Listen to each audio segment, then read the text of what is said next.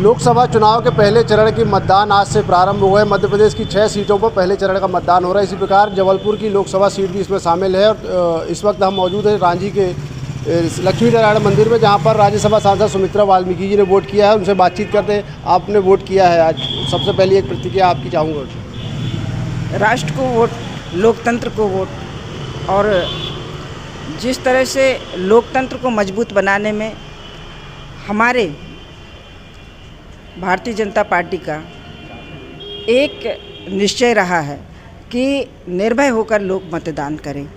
पहले मतदान की पेटियां लूट ली जाती थी, लोगों को मतदान तक पहुंचने नहीं दिया जाता था, और पहुंच भी जाते थे तो उनको मतदान करने नहीं दिया जाता था। इस तरह की अराजकता को ख़त्म किया है भारतीय जनता पार्टी ने।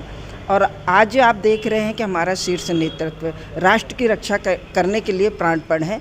और जिस तरह से माननीय मोदी जी गांव, गरीब, किसान की और देश की रक्षा के लिए, तो जनता ने मन बना लिया है कि हम इस बार भारतीय जनता पार्टी को 411, 415 के आसपास सीटें देंगे। जिस प्रकार से 400 पार का नारा दे, कितना मजबूत मानते हैं मध्य प्रदेश की बात करें, मध्य प्रदेश में भाजपा को? मध्य प्रदेश 29 की 29 सीटें भारतीय जनता पार्टी के खाते में जा रही हैं। आप छिंदवाड़ा का हाल देख ही रहे हैं कि वहाँ नगर पालिका के अध्यक्ष, पार्षद से लेके जिला अध्यक्षों से लेके और जितने भी पदाधिकारी हैं सब बीजेपी में आ गए हैं। इससे आप समझ लीजिए कि लोगों ने मन बना लिया है कि ये छिंदवाड़ा की सीट भारतीय जनता पार्टी को देंगे। और हमारी जिस तरह से वहाँ पर देख रहे हैं कि अराजकता पहले से फैली हुई थी, और एक प्रकार से वो छिंदवाड़े में बड़ा दबाव जनता के ऊपर बनाया जाता था, लोगों के ऊपर बनाया जाता था, और गांव की मतदाताओं को वोट करने भी नहीं मिलता था। जैसा कि मैं प्रभारी रही हूं, मैंने वहां पर देखा है, मैं खुद गई हूं कि लोगों को वोट डालने के पहले ही वहां उनके वोट डल जाते थे। वो बाहर आके बताते थे कि हमारा वोट तो डल गया, हमने तो वोट डाला ही नहीं है। इस तरह की अराजकता थी छिंदवाड़े में। अब वो अराजकता भी ख़त्म हुई है, लोग स्वेच्छा से आ रहे हैं भारतीय जनता पार्टी की तरफ, और इस बार मोदी जी को छिंदवाड़ा सीट मिलने वाली है। कांग्रेस लगातार कहती है कि भाजपा सत्ता का फ़ायदा उठा रही है और कांग्रेसियों को डरा धमका रही, जिससे वो लोग भाजपा में शामिल हो रहे हैं।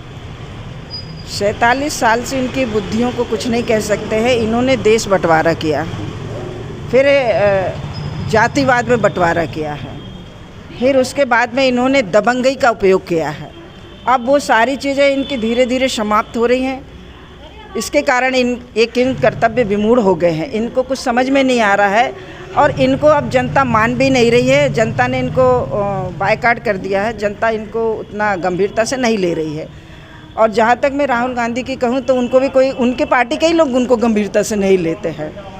और जिस तरह से उनका देख रहे हैं वक्तव्य आता है, तो आप समझिए कि किस तरह का वक्तव्य देते हैं। एक तरफ से तो हिंदू का विरोध करते हैं, हम समझ नहीं पा रहे कि हिंदू का किस बात में विरोध करते हैं, फिर धर्म का भी विरोध करते हैं, फिर धर्म का चोला भी पहन लेते हैं। अब जब वो साउथ के तरफ जाते हैं, वायनाड की तरफ जाते हैं, केरल की तरफ जाते हैं, तो वहाँ पर कुछ और बातें करते हैं। इस तरह की उनकी विसंगतियाँ हैं। भारतीय जनता पार्टी एक विचारधारा से काम करते आई, एक विचारधारा से काम करती है। वो एक वोट के कारण पंडित अटल बिहारी वाजपेयी जी ने अपना सिंहासन त्याग कर दिया था। ये विचारधारा की भारतीय जनता पार्टी है, और आज आप जनता जान चुकी है। इसलिए जनता इस बार मन बना के बैठी है कि राष्ट्र को समर्पित उनका वोट रहेगा।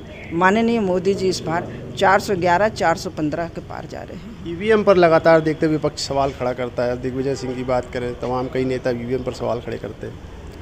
देखिए, ईवीएम पारदर्शिता है। आप इलेक्ट्रॉनिक को झूठ नहीं बना सकते हैं। आप मुंह से झूठ बोल सकते हैं, लेकिन इलेक्ट्रॉनिक झूठ नहीं बोलता है। जब हम मतदान करते हैं तो मतदान करने के बाद में तुरंत स्लिप आती है कि आपने किसको वोट दिया है, और उसको देखने के बाद आप बाहर निकलते हैं। देखिए, इस प्रकार के भ्रामक प्रचार करने का पहले से ही कांग्रेस का रवैया रहा है। जनता सब समझ चुकी है। जनता जब बूथ पर जा रही है, वोट डाल रही है, उसका वोट सामने कांच में दिखता है, उसके बाद बाहर निकलती है। तो इस तरह के आत्मविश्वास से लबरेज है जनता। आप कहाँ तक भ्रामक प्रचार करोगे, क्यों करोगे? ये तो आपके ही हथकंडे हैं जो आपके जवान से जनता के बीच बाहर निकल रहे हैं। एक आखिरी सवाल और कि जो 400 पार की बात कर रही हैं आप भी, लगातार भाजपा नारा देंगे, किन मुद्दों को लेकर लगता है कि 400 पार करेगी बीजेपी? देखिए, ये देश का मुद्दा है। सबसे पहले तो देश सुरक्षित है। अभी आप आज ही उठा के देख लीजिए, यूएन मानने को तैयार है कि आगे आने वाले हिंदुस्तान में सबसे बड़ी जनसंख्या का हमारा हिंदुस्तान देश है, यूएन में भी सदस्यता उनको स्थायी मिलने वाली है। ये पहले क्यों नहीं मिली?